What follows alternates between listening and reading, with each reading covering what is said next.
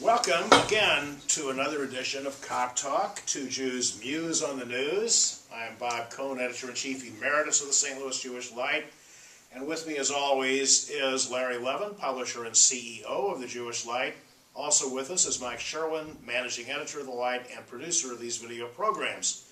Larry, it has been an even more busy period than usual. Let me start with the event that has dominated headlines for the past several days. The passing at age 95 of Nelson Mandela, who survived 27 years in a dank prison in South Africa, only to emerge and work with his former adversary, President F.W. de Klerk, to transition into a one-person, one-vote democracy, ending the vicious apartheid segregation in South Africa. What kind of an overall legacy does Mandela leave? An incredible, unique, phenomenal legacy. You know, we wrote about it in our editorial this week. There are some in the Jewish community who are very resentful of his support of Yasser Arafat and the PLO, and I understand that fully.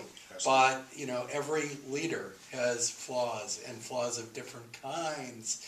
We know about JFK and Bill Clinton's peccadillos, right. You know, and others have had shady business dealings, and in this case it happens to inure to the detriment of some in the Jewish community. Now, on the other hand, he was revered by many Jews in South Africa. He's revered by many Jews worldwide for his fighting against apartheid. So it's a complicated picture from the Jewish angle. There were some great articles. The editor of the Jerusalem Post wrote a phenomenally balanced article about the complexity of the man, about his consistent provocation of the status quo and challenging the status quo, and his relentless fight for freedom. And that was the prism through which he saw other freedom fighters around the country, around the world, rather. So what are your thoughts? Yeah, I agree, especially in regard to not only Arafat, but to Fidel Castro and Muammar Gaddafi. He said, when no one else was really supporting me worldwide, these were among the very few, so they were there for me, I'm going to remain there for me. But he didn't follow their example. He could have become a Fidel Castro and just forgotten about elections, or Robert Mugabe, his former colleague and anti-apartheid from Zimbabwe, who's still in power in his mid-80s. Instead, he chose a one-term presidency and stepped aside for others who are less esteemed than he is, certainly. And I had the privilege of interviewing way back in '76, and we were rerunning it in the Cohnopedia, Helen Suzman, who was a member of the Jewish community of South Africa, who was one of the few white people to visit him when he was in prison. So he has a complicated legacy, but to me the most important part of it was he could have had all of his opponents put to death. Yeah. And gotten away with it. After 27 years in prison, my goodness gracious. And there were also Jews in South Africa who didn't support him, who continued to support the National Party. Absolutely. That's what's to our shame, that they supported a overtly segregationist, racist party. Right. But in any event, he was so magnanimous in his, even towards this rugby team, which only had one black player at the time he became president. He allowed them to play and even put on their sweatshirt. Right.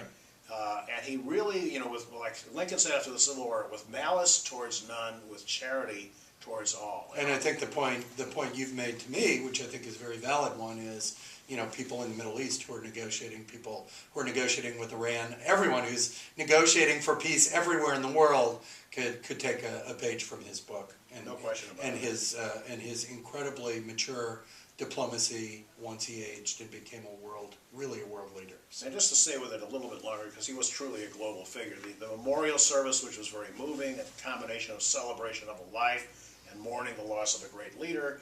President Barack Obama, the first black president of the U.S., paid tribute to the first black president of South Africa. It was quite a poetically significant moment. And later on, though, he shook hands with Raul Castro, the brother of Fidel, and he's gotten mixed reactions to that. What's your take? Was it the right thing to do? Should he have tried to avoid it? And is there any real major significance to it one way or the other? I don't think there's a lot of significance. I think it's in the context of the passing of a great leader and people who are collectively coming to mourn him and to recognize his greatness. So I kind of dismiss it, quite frankly. Yeah, and I think he was correct. Years back, John Foster Dulles in 1955 met Zhou Enlai, the then premier of communist China, and Zhou Enlai extended his hand, and Dulles refused to take it. And he got criticized for a good 2 decades. He had an opportunity to have just a simple goodwill gesture. So I think, when in doubt, matter of fact, Richard Holbrooke had to shake hands with Slobodan Milosevic, who certainly had a lot of blood on his hands. So I agree with you on that. Let's move along. You referenced, actually, one thing I will ask you about, because for the edification of our readers and viewers, one of my friends said, Bob, why don't you and Larry sign your editorials so we'll know who wrote which ones and so forth and so on. And I told him that most newspapers, including ours, for the editorial are unsigned, but if I do an op-ed or you do one, we will use our byline.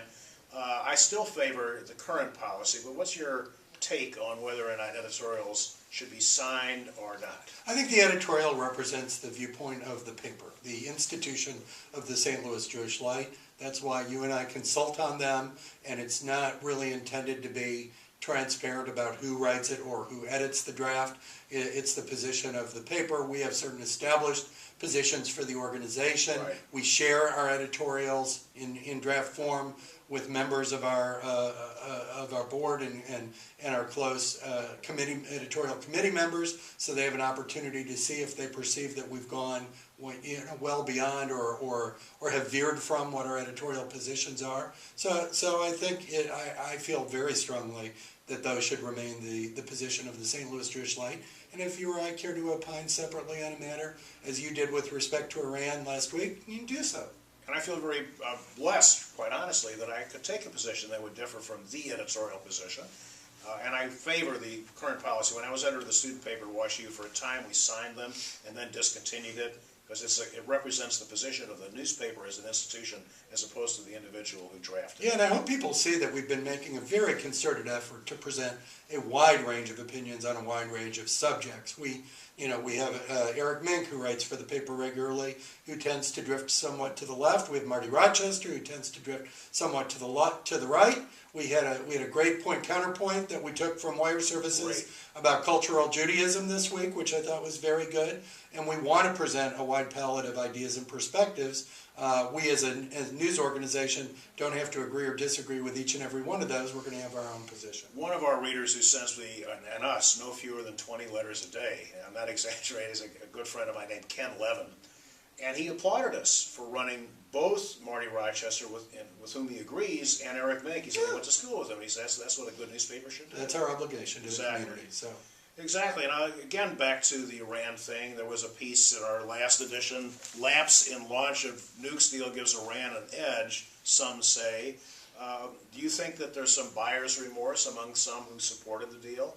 Oh, there might be, but I continue, and this is where I think we disagree a little bit, is I don't know how you continue to sit at the table and negotiate if there are no parameters for a temporary withholding. So basically, if you want to negotiate in a constructive manner and let time pass by without any sort of preconditions to an ultimate deal, it's very, very hard. Because if you keep talking, and meanwhile Iran can do whatever it wants, then the critics are going to be even harsher. Then they're going to say, why are you sitting at the table talking? They're continuing to build their weapons. At least this construct, which I know not everyone agrees with, says, let's get some ability to test and verify. That's the phrase that John Kerry has used. Test and verify while we're negotiating. If it doesn't work, it doesn't work, and then we move on. But the position being, we believe that at the end of 6 months, or if it's extended 12 months, we're not going to be in any worse condition than we are today. In fact, we may be in better condition because some of the 20% uranium is going to be, devolved to 5% uranium. We're gonna have some assurances about verification.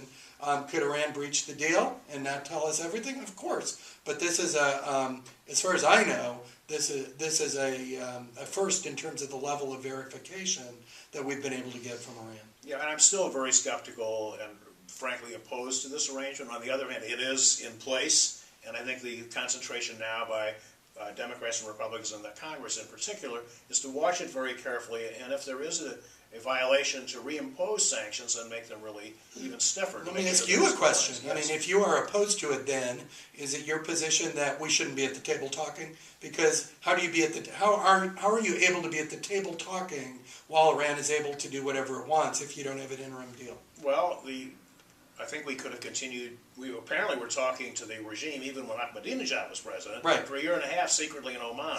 Okay. Those things could have been extended. So you're okay with those? Well, 100%. I think back-channel communications, I favor that. That's what resulted in the Oslo Accords. And this segues into my next comment about Bibi Netanyahu, who's been very vocally critical. He says that he has to speak up because no one spoke up in the 1930s.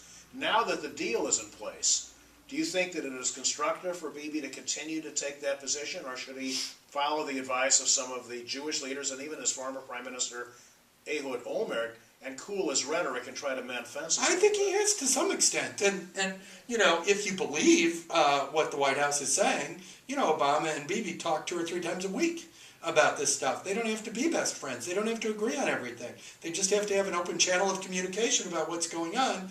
And a lot of the analysis you read now says that, you know, the deal is, the temporary deal is fait accompli. Now they're lobbying to get the best deal they can, you know, on a permanent deal, you know, which makes a lot of sense. I think some of the things that Israel supporters in Congress are proposing are quite frankly ridiculous. Like some of the, I think Cantor and a couple others are proposing, you know, verification about you know, how the interim deal is progressing every 30 days. 30 days is like, you know, the flick of a finger in negotiations. If they are encumbered by the bureaucracy of having to report back every 30 days in this 6 to 12 month period, I think it's nonsense. I totally agree that if the interim deal doesn't lead to a permanent deal, either in 6 months or 12 months, you get aggressive on sanctions again. I think that's what everybody said. I think that's what the U.S. said.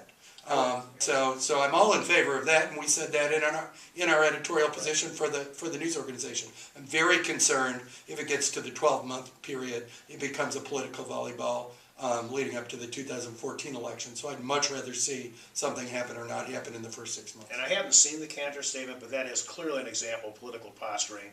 Just as Marco Rubio denounced Paul Ryan for the budget compromise that they reached yesterday, yeah, a lot of that has to be discounted as just plain political pandering, yeah, and pandering.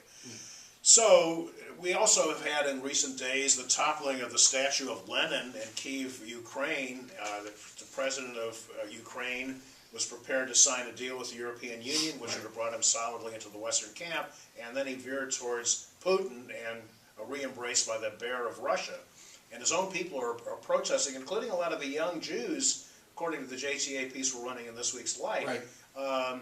What is the significance of all of this, and why do you think it's happening now? Well, it's very, very tenuous, and you know, we don't know to what extent, because we never know with the chess player Putin, you know, what he's doing behind the scenes. But we do know that there's a tug from the center of the former SSR, you know, toward the east, while Ukraine was on the verge of entering into a really constructive relationship with the European Union. I think for Jews, I think the relationship with the West is very, very important, rather than the domination from the other axis. I hate to use the word axis, but I guess it's apropos in this situation. And it's always scary and fragile when there are problems in the Ukraine or any of the former satellites. It has never boded particularly well for Jewish populations. No, quite. Matter of fact, my own mother's family was from a town in Ukraine, and I visited that area, saw that giant statue of Lenin, which was toppled. And now Kerry has been pretty forceful. I mean, he has talked about how we support the Ukrainian people. Exactly. You know, and that's a strong statement in international diplomacy, you know, vis-a-vis Russia. One final and kind of localized question on the front page of this week's Light, which our viewers will have in their hands by the time this is aired.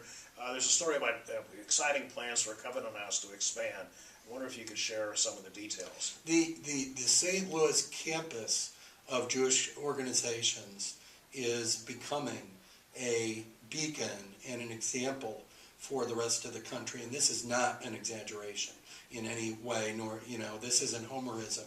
You know, we saw the JCC reinvent itself, not only physically, but now, really operating in a revenue positive way. Tremendous support for that institution.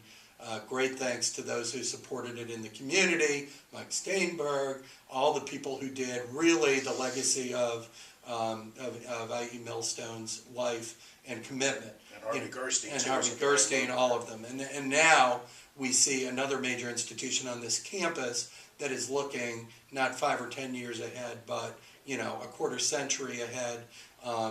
This deal, which could potentially result in the replacement of all three current phases of Covenant, the one building, the two building, and the high buildings in which we are located, and do it in a way that would allow subsidized housing units to remain in place, extend the life of those subsidized units with HUD for another 20 years, have apartment buildings that are built, well, but not over the top, built, appropriately and economically, and add a significant senior community center component, that would be used not only by the residents, by the folks in the NORC, the naturally occurring retirement community area we're in, ElderLink programs, JCC programs, really treating this as a community senior center for the, for this part of St. Louis County.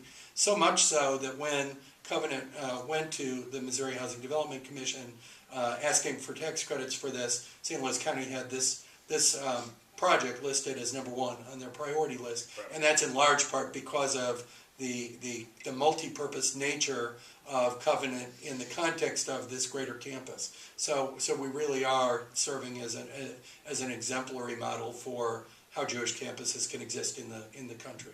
Indeed we are, and thanks to people like Millstone and Steinberg and Gerstein, the Field of Dreams motto, if you build it, they will come, and especially if you build it as well and as well planned as this campus. And I'm not saying there shouldn't be constructive dialogue. I mean, sure. We saw a lot of community dialogue, a lot of anger over things that happened, for instance, with Jewish Center for the Aged. We saw with the JCC, their original plans, were rebuked, and they revisited them and they reconsidered them. I suspect this one has been thought through pretty strongly and capably, and I'd have a hard time seeing based on what I know today, there being a major amount of opposition to it, but you never know.